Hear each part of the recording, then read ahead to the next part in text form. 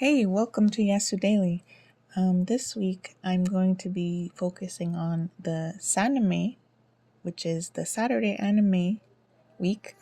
And for the first episode, I want to be talking about Mushoku Tensei isekai itara honkidasu, which is Mushoku Tensei, the jobless reincarnation. There was 2 episodes so far, and they premiered technically on January 1st as a special preview, but then they premiered officially on January the 10th. And I wanted to focus on this show because it is, yes, an isekai, but it is very interesting and I thought it deserved to be talked about. The first thing I want to talk about is basically what the show is about. And it's basically about this man who is a hikikomori, which is someone who basically doesn't leave their house. And it could be for multiple things like stress or uncomfortable or not able to be around people, or they just don't want to work or go to school anymore.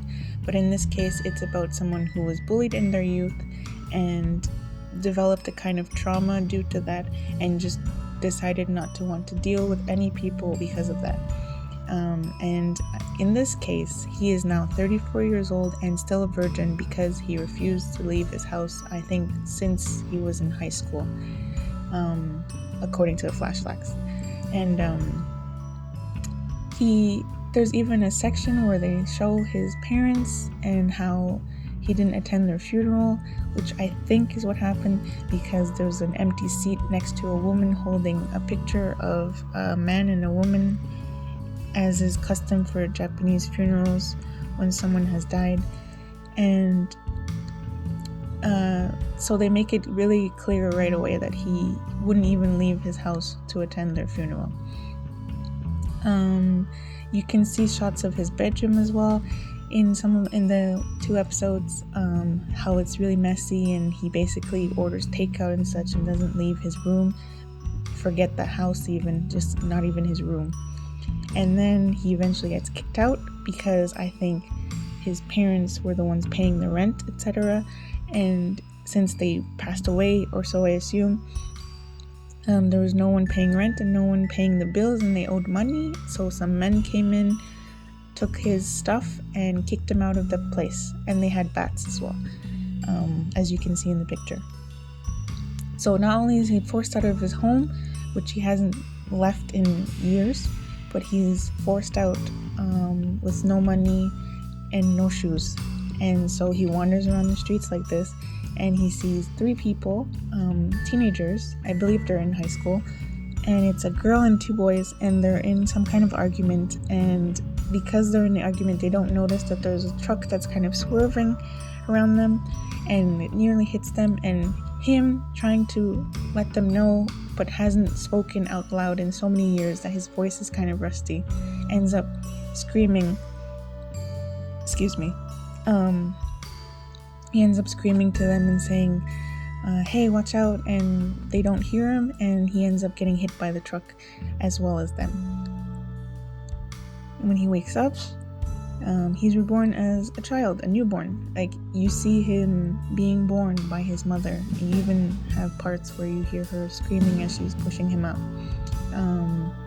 But what's interesting is that he's not only given a new life, but he's kept the same 34-year-old man's brain.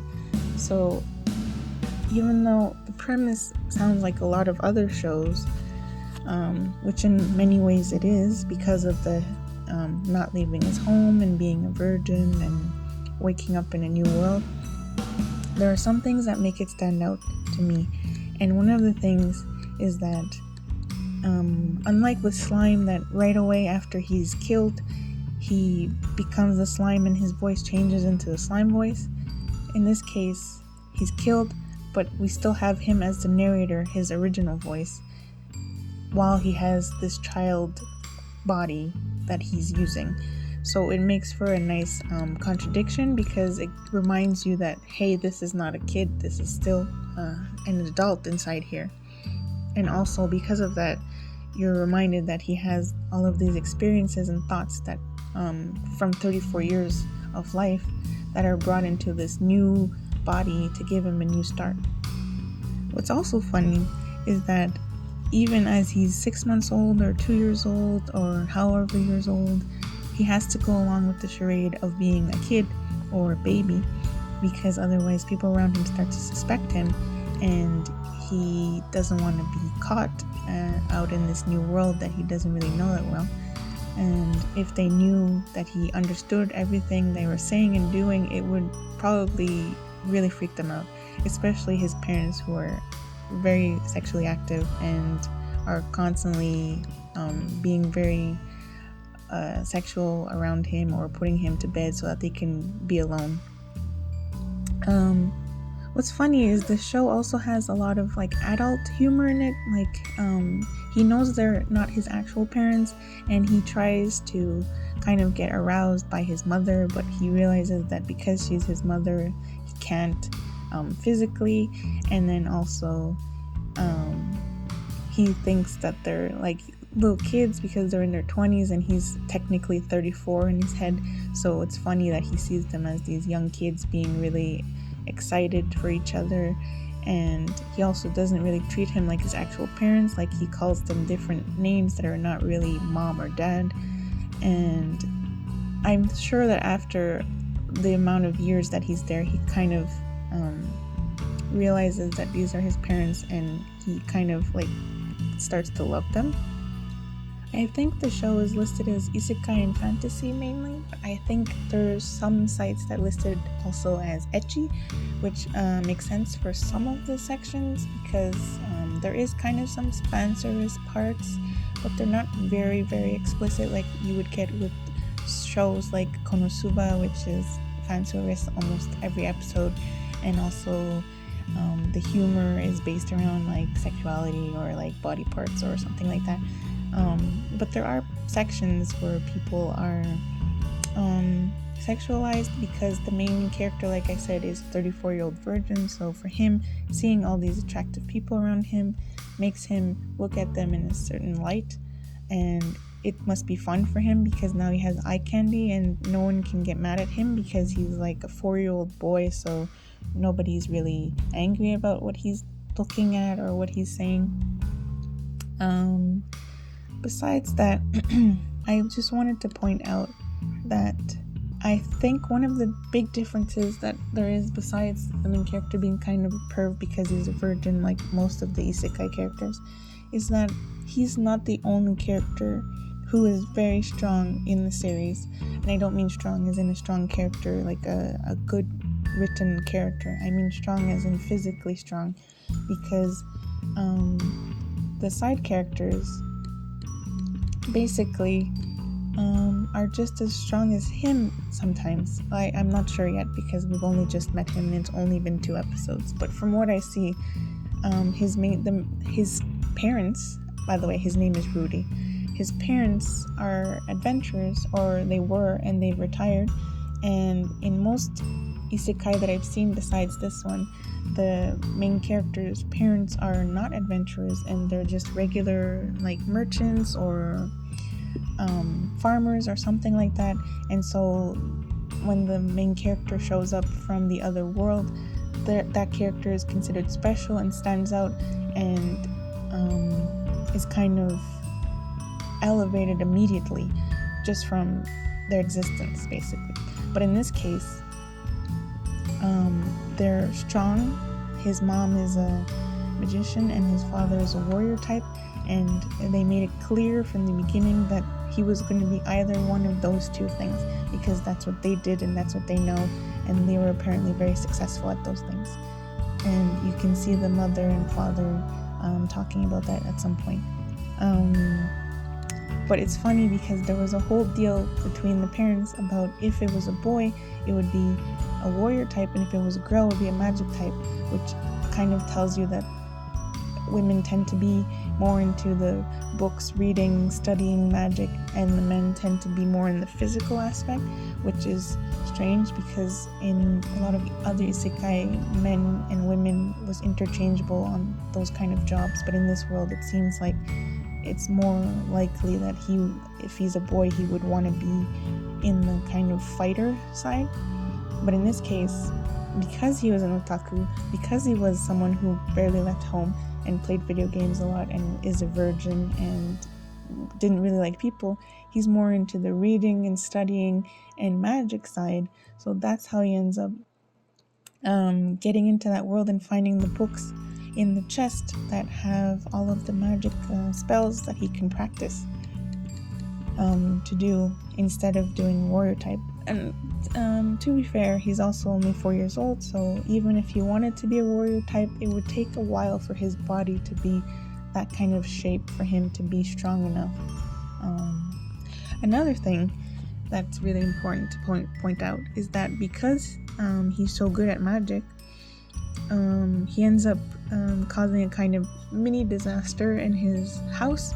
And instead of his parents being angry at him, which is what you'd expect, his mother is so proud of him that she hires a teacher for him to learn magic better, because I assume she could only do healing magic, because that's what she does at one point, but it's unclear as to what she can do.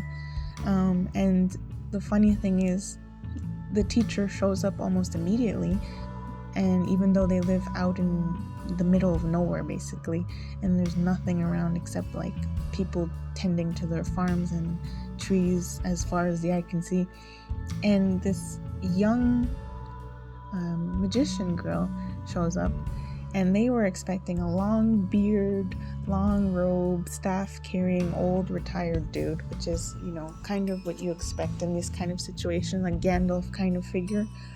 But instead what we get is this really cute young woman who is willing to teach because she heard that there was promise, and he's only 4 years old, so she's kind of disappointed when she sees him, and she kind of snarks at them about how every parent thinks their child is special and has some kind of gift, and of course in their eyes they do, but it's not really true. And she says this out loud, not realizing they can hear her. But then later, when she starts actually teaching him, she realizes that he is actually very, very good, and that he could probably surpass her in not that long. And he's surprised how quickly she's accepting of him, I'd say. I'm not sure how old she's supposed to be, but according to him, he thinks she doesn't even have pubic hair yet, which is not really a comment that you expect him to say, but he is only 34. Now for deeper aspects of the show that intrigued me was more the political aspects that start to creep in when the teacher arrives. Before this, you don't really have a sense of what kind of world it is, but once they get deeper into the magic and into the fact that this is a place that has magic, there's more of sense of world building that starts to show up. And thanks to the teacher and how she looks, there's kind of a section of the episode where she describes the demon clan in the past. I can't remember the name. I'll put it on the screen for you. And because she resembles this demon clan that had destroyed a bunch of other cities of demons as well as people and any other creatures that got in their way, there's kind of a hatred towards them, and this hatred caused them to be banned from everywhere. And because she has kind of greenish tinge to her hair, she's sometimes confused with that specific clan. And she thought that is why his parents were surprised to see her when she arrived. But I think it's actually because she was a very young girl coming to teach in the middle of nowhere, when she could be teaching anywhere in a much more exciting place, and not a 4-year-old boy. But like I said, we don't have any proof of that. That's just how I saw it. But she's so sure that it's because of that bias, so she's uncomfortable at first and afraid to do anything wrong, so that they could accuse her of being one of those bad demons. Anyways, so to continue on, later she kind of has a training session with him where she reads books to him about the history of different clans and magic and such. And while she's telling him this, he basically tells her that he likes her a lot. And she says, well, thank you, but you should tell that to someone you actually like. And he says that he does like her, and that she basically says to him, if he feels that way again in 10 years, he can tell her again and maybe she'll accept. But I'm not sure if she was being serious or not, but you never know in this kind of show. And, you never know what could happen in like 10 years either. And it's funny that she says 10 years when 10 years he would be 14, which wouldn't be adult yet technically, because you have to be you have to be 15 to be an adult in this world. Later, when he's much more advanced and he's had his 5th birthday, etc., she basically tells him that he's too advanced for her and that he'll need to go study magic in an official facility outside of the village. And this is when his kind of past trauma returns to him and his antisocial behavior creeps back in. I wouldn't say it's so much hikikomori at this point, because he is able to go out in his yard and such, and he does run around his house. He doesn't stick only in one room like he did when he was in Japan, but he has a kind of agoraphobia where he can't leave his front gate, because he starts picturing all of the people who had bullied him in his youth when he was in Japan, and how not serious, but kind of serious, how serious and basically how destructive it was. And basically he just refuses to actually even learn anything outside of his yard, because he thinks that the people outside there are waiting to bully him. And I'm glad that they're bringing this up a lot in anime recently, because I heard that it's a very bad situation in Japan, bullying in schools. And I've noticed that a lot of anime this season specifically has mentions of bullying in different shows, so I appreciate that. One of the things that does happen though, because he refuses to leave, he knows that he's supposed to go to a school at a certain point because he will be too advanced for her, but he doesn't want to, because he says that just learning from her is enough. And it's funny because his parents are aware of him not wanting to leave, but they think it's because of monsters rather than because of some trauma that he's had, which makes sense because he hasn't had any trauma there since he's been there. His trauma is from when he was in probably his 17, 18-year-olds back in Japan, so they wouldn't know about that. But they kind of just brush it off and assume that he'll just get over it by himself, so they don't really seem that worried, to be honest. And then basically there's this test, and after the test the teacher tells him and his family that she's going to be leaving, because she basically has to go on a journey of self-discovery and relearn the basics of magic, because she's just so in shock that this 5-year-old boy has learned everything that she's studied her whole life to learn, and also that he can do it without incantations, which is very big deal because most magicians have to say the spells out loud to get them to work. And so the second episode ends with them all crying. Well, not so much the main character, but his parents and such, because she decides to leave the village for good. As Roxy, his teacher, is leaving, she leaves him a parting gift, which is basically something from her clan, and he promises to take good care of it. And I think that it might come up later again, considering it's a kind of stone necklace, and maybe a magic stone. And I can't wait to see if we'll continue to show him progress in magic and possibly meet other magic users to gain knowledge from before even going to school, or if they're just going to skip right away to him going to school now that Roxy has left and can no longer teach him. I have to mention one of my favorite characters in the show. I believe her name is Lilia or something like that. I'll put it when I remember her name. Basically the maid is one of the best characters in the show.